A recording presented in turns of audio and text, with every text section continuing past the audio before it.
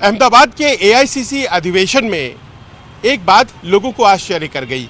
यहाँ पर मौजूद थे बिहार से सांसद, इंडिपेंडेंट सांसद पप्पू यादव जिन्होंने अपनी पार्टी का विलय किया था कांग्रेस में, लेकिन उसके बाद इंडिपेंडेंट उन परिस्थितियों को याद कीजिए, लड़ने को मजबूर हुए, जीते, और फिर आप यहाँ पर नज़र आ रहे हैं कांग्रेस के अधिवेशन में शिरकत करते हुए।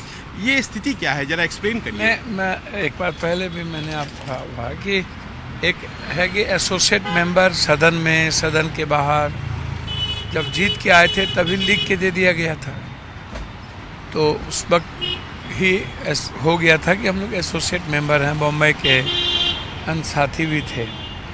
जब स्पेशल इन्वाइटी में मैसेज गया तो आज अधिवेशन था, उन्हें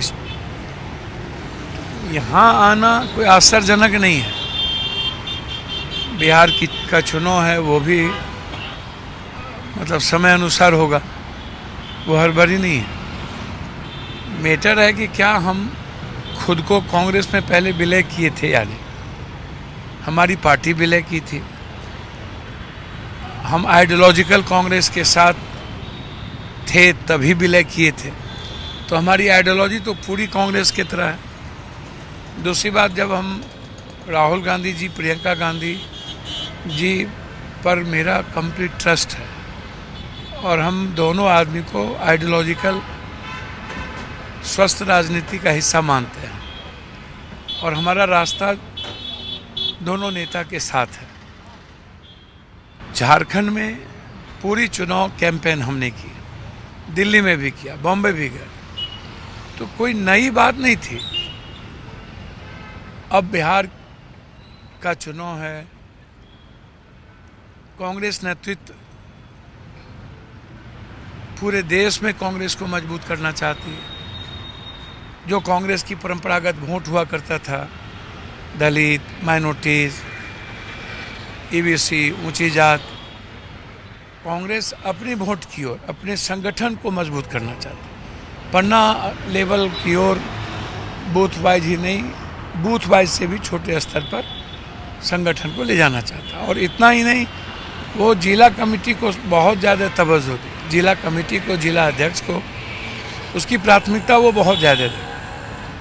तो इतना बड़ा निर्णय है कांग्रेस में, जो प्रदेश अध्यक्ष प्रभारी हुआ करते हैं, उससे भी ज़्यादा निर्णय लेने का कि खुली छूट जिला को दिया जाए।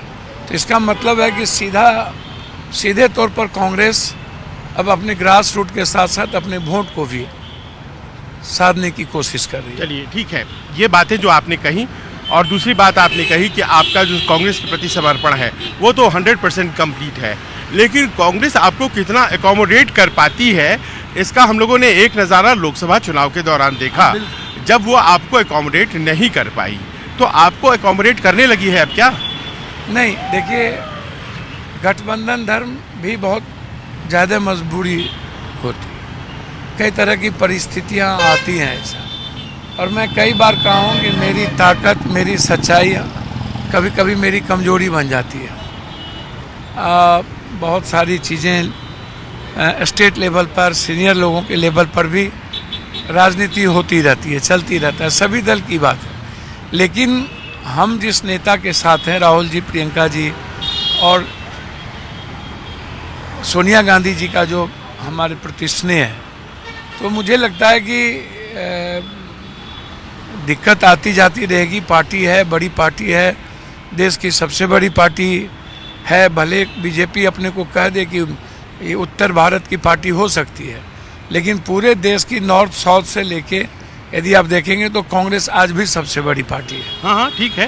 लेकिन और ऐसी परिस्थितियों में यदि Congress ST, SC, EBC, OBC की बात लगातार हमारे नेता आरक्षण की बात, जाति जनगणना की बात कर रहे हैं, और जब तक बिहार, यूपी को बहुत मजबूत कांग्रेस नहीं होगी, आप समझिए कि जो 2029 या बड़ा सपना है, आप साउथ 131, नॉर्थ में 2, 3, 4, 5, तो हिंदी पट्टी में कांग्रेस का मजबूत होना बहुत जरूरी। हरियाणा है, पंजाब है, महाराष्ट्र भी रहेगा कांग्रेस, छत्तीसगढ़, मध्य प्रदेश, यूपी, बिहार, यहाँ कांग्रेस का मजबूत होना जरूरी है। खास तौर पर बिहार, जहाँ से पूरी दुनिया को राजनीतिक रूप से एक संदेश आता है। और आप खुद सोचिए, एनडीए जीता ही कोसी, सीमांचल, मिथिलांचल से, और पप्पू यादव का आप ऐसे समझिए कि हम वैसे जाति की राजनीति नहीं करते या ओबीसी की राजनीति नहीं करते, हम राजनीति करते हैं युवाओं की, गरीबों की, आम आदमी की। लेकिन जो पप्पू यादव की पहचान है, उसमें टाइटिल जो लगा हुआ है, जिसकी संख्या 17% है, या पप्पू यादव सभी जात के यूथ की बात यदि हम करते हैं, तब भी हम पिछड़े और अगड़े सब में हैं। तो ऐसे परिस्थिति में जब आप पहले ही हमें विलय, हमारी पार्टी हो चुकी है और हम एसोसिएट सहभागी हैं और लगातार कांग्रेस के लिए हम काम कर रहे हैं, तो अब तो मेरी भूमिका तय कांग्रेस नेतृत्व को करना है, प्रभारी को कर रहा है। ये सही बात है कि अभी तक मेरे लिए कोई भूमिका तय नहीं की गई, या हमें संगठन बनी, अब हमारा क्या दायित्व बनता है तो कांग्रेस को देखना है। पर मैं इंतजार कर रहा हूं कि कांग्रेस क्या दायित्व दे। ठीक है बाबू जी, लेकिन सबको ये पता है कि आरजेडी के साथ आपके संबंध अच्छे नहीं हैं। आप आरजेडी के उम्मीदवार को हराकर लोकसभा पहुंचे हैं और आरजेडी कांग्रेस की प्रबल सहयोगी एक चुनाव से नहीं, लगातार कई चुनाव से रही है। तो क्या आप हिंट करना चाह रहे हैं कि पप्पू यादव आ जाएंगे तो आरजेडी की जरूरत नहीं पड़ेगी? नहीं, ऐसा नहीं है। हम तो चाहेंगे कि लालू यादव जी के साथ गठबंधन हो। हम हमेशा कहते हैं गठबंधन की राजनीति, सारी राजनीति हमारे नेता तय करते हैं, मैं वहाँ कहीं नहीं होता हूँ, और नेताओं की विचारधारा में मेरा कोई इंटरफेयर। अभी तो आप इंडिपेंडेंट नेता हैं, अकेले नेता हैं, अपने दम पर चुनाव जीत के आए हैं। मैं अपने दम पे चुनाव जीत के आया हूँ, लेकिन एसोसिएट हूँ ना, लगातार राहुल जी, प्रियंका गांधी के विचारधारा के साथ चल रहा हूँ ना। तेजस्वी ने तो बहुत स्पष्ट किया ना कि आपके खिलाफ उम्मीदवार दिया, तो ये कॉम्बिनेशन बन कैसे रहा है? अहमदाबाद में यही सवाल है आपसे। मेरे लिए बहुत क्लियर है, यदि एनडीए को हम चैलेंज करना है तो हमें जरूरी नहीं है कि हमेशा मैं अपनी महत्वाकांक्षा देखता रहूं, हमें 2 कदम पीछे भी हटना पड़ेगा और तेजस्वी जी को अहंकार भी छोड़ना पड़ेगा। आप जैसी जैसी बातें उनके लिए बोल देते हैं तो तेजस्वी अहंकार छोड़े, लेकिन इतिहास कैसे नीचे चला जाएगा? आप जैसे तेजस्वी जी ने खुद मुख्यमंत्री घोषित कर लिया, हाँ, लेकिन मुख्यमंत्री तो राहुल गांधी जी, प्रियंका गांधी जी, सोनिया गांधी जी, खड़गे जी, लालू जी माले मिल के तय करेंगे। हम स्वयंभू भगवान तो हो नहीं सकते। खुद उन्होंने कह दिया भुइयां की रैली में, भैया जब कई बार हमारे नेताओं के द्वारा हुआ है कि मुख्यमंत्री बैठ के तय होगी, और जरूरी नहीं है कि हमारे नेता अभी तय करें, वो तो निर्णय उनको लेना है, मैं उसमें कहीं नहीं हूँ। 80 सीटों वाली पार्टी तय नहीं करे कि अगला चेहरा कौन होगा उसका? देखिए, नीतीश कुमार 30 से 40 सीट का तय कौन करेगा? मिल के तय हुआ ना, कम तो 40 सीट नीतीश कुमार ही थे, बीजेपी ने तो एक्सेप्ट कर लिया। हमेशा जरूरी है, और भी मजबूत नेतृत्व नहीं हो सकता है क्या राहुल गांधी की सोच वाली नए फेस नहीं हो सकते हैं? जरूरी थोड़ी है कि एक ही तरह के फेस हो, लेकिन आप तय कर लीजिए तेजस्वी जी को। जरूरी नहीं है कि चुनाव के पहले ही हो, तेजस्वी जी मुख्यमंत्री बने कोई दिक्कत नहीं, चुनाव के बाद भी निर्णय हो सकता है। महाराष्ट्र में ऐसे ही किए थे, चुनाव गड़बड़ा गया। भैया समझिए, हरियाणा में भी किया गया था, इसको भी समझिए। अच्छा, पूनम पासवान जी को आपने सुना होगा भाषण देते हुए, आपकी सहयोगी है तो आप कांग्रेसी हैं, तो उन्होंने क्या बोला? बाप बेटा राजनीति करता है। आरजेडी के दोनों नेताओं के खिलाफ बोल गई कांग्रेस की नेता। समझिए ना, पूनम जी ऑल इंडिया सेक्रेटरी हैं और उन्हें कांग्रेस को मजबूत करना है, तो उनकी पीड़ा अपने दल के प्रति होगी ना। और जिस तरीके से पूनम जी भी चुनाव लड़ी और भी जगह लोग लड़ते हैं और ह्यूमिलिएशन होते रहते हैं किसी गठबंधन के साथ। तो जो दर्द था अपने अधिवेशन में पूनम जी रखेंगे कि नहीं रखेंगे? पर आप लोग कमाल कर रहे हैं, लालू तेजस्वी के साथ गठबंधन होना है और उसके पहले इस तरह की बातें। अच्छा, अधिवेशन में भी अपनी बात नहीं रखे, हम अपने दल के बीच में भी अपनी बात नहीं रखे। आप हमको बताइए ना, वो भी तय कोई और ही करे।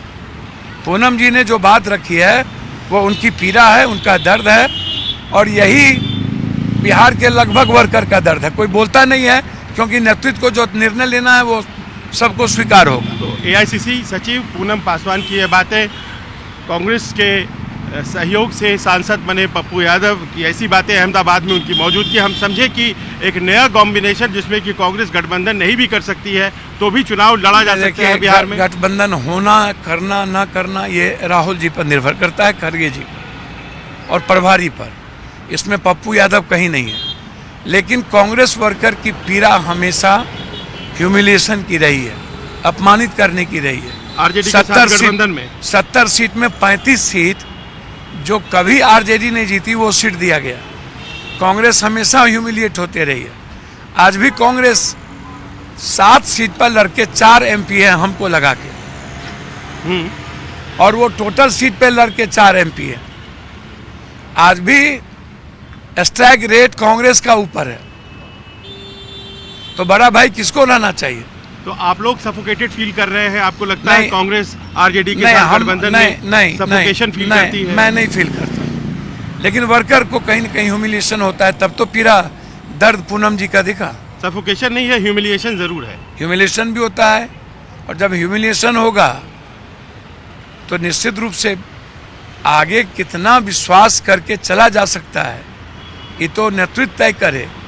लेकिन बिहार के वर्कर के बीच संशय बनी रहती है। अल्लावेरू जी से आपका संपर्क?